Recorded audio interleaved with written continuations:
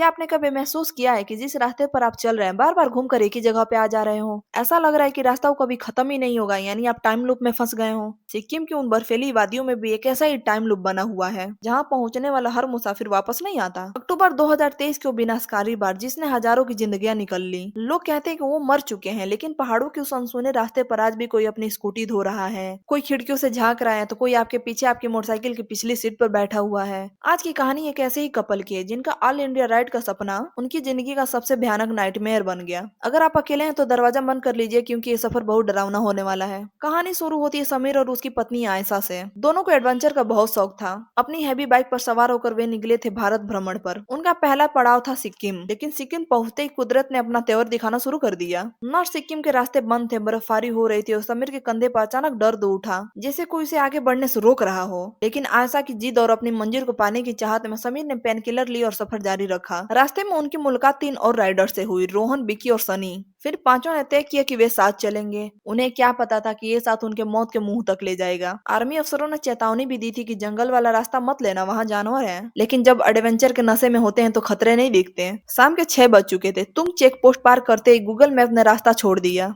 Network गायब था और सामने घना काला जंगल था। तभी उन्हें रास्ते के किनारे कोई पुराना जर्जर लकड़ी का घर दिखा। समीर दर्द से बेहाल था। उसने सोचा शायद वहाँ कोई मदद मिल जाए। समीर उस घर के दरवाजे पर गया, नॉक किया, कोई जवाब नहीं मिला। लेकिन जैसे ही वो पीछे मुड़ा, उसे अंदर से झाड़ू लगाने की आवाज आई। समीर फिर से पलटा। दरवाजे के पीछे कोई आकर खड़ा हो गया था। उसे चुड़ियों की खनक सुनाई दी। उसने आवाज दी, आंटी क्या एक रात के लिए कमरा मिलेगा? फिर भी कोई जवाब नहीं मिला। समीर ने खिड़की से झांका। वहाँ एक बूढ़ी औरत फर्श साफ कर रही थी। लेकिन अजीब बात यह थी कि झाड़ू जमीन को छू रही थी पर कोई आवाज नहीं आ रही थी। और जैसे ही उस औरत ने समीर को देखा, समीर के पैरों तले जमीन खिसक गए। उसका चेहरा कागज जैसा सफेद था। वो औरत जमीन पर नहीं चल रही थी, बिल्कुल हवा में तैरते हुए खिड़की से आर पार निकल गई। समीर वहां से चिल्लाते हुए भागा। पांचों राइडर्स ने अपनी बाइक स्टार्ट की।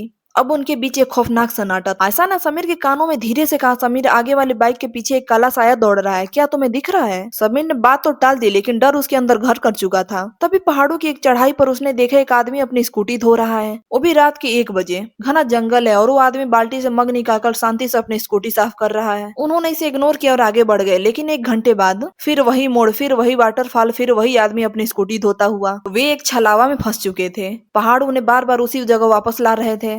तभी समीर की नजर ऊपर चोटी पर पड़ी। एक आदमी सफेद साल ओढ़े घाटी की तरफ मुंह किए हुए बैठा था। उसकी आंखें ही नहीं थी, बस 2 काले गड्ढे थे। समीर को अब समझ आ गया कि अब उन्हें सिर्फ भगवान ही बचा सकते हैं। उसने आयशा से कहा, स्पीकर निकालो और फुल वॉल्यूम में हनुमान चालीसा चलाओ। जैसे चालीसा की गूंज उस जंगल में फैली, अचानक धुंध छटने लगी। उन्हें दूर एक रोशनी दिखी, सिंथम चेक पोस्ट। उन्होंने राहत की सांस ली, लेकिन सबसे बड़ा खतरा अभी बाकी था। सेवक रोड, 34 किलोमीटर का वो जंगली रास्ता, वहाँ रुकना मना है। तेज तूफान चलने लगा। तभी समीर को सड़क के किनारे एक आदमी दिखा। उसकी गर्दन एक तरफ लटकी हुई थी, जैसे उसकी हड्डी टूट चुकी हो। उसके शरीर पर गले से कमर तक एक रस्सी लिपटी हुई थी। आशा उसे देखकर जोर से चीखी और समीर की पीठ में मुंह छुपा लिया। वे किसी तरह सिलीगुड़ी पहुंच गए, एक होटल में रुके। उन्हें लगा कि सब खत्म हो गया, लेकिन आधी रात को आयशा की चीख ने समीर को जगा दिया। आयशा कोने की तरफ इशारा कर रही थी, समीर वो सेवक रोड वाला आदमी वहाँ खड़ा है। समीर ने तुरंत हनुमान जी का ध्यान किया और वो रात उन्होंने जाग कर काटी। फिर सुबह पता चला कि जिस रास्ते पर वो थे, वहाँ 2023 के बाढ़ में पूरा का पूरा परिवार बह गया था। वो रूहें कोई और नहीं बल्कि उन्हीं लोगों की थी जो आज भी उस रास्ते पर अपनी अधूरी जिंदगी जी रहे हैं। अगर आपको वीडियो अच्छी लगी हो तो वीडियो को लाइक करें, चैनल को सब्सक्राइब करें। मिलता है अगली वीडियो में, तब तक के लिए धन्यवाद।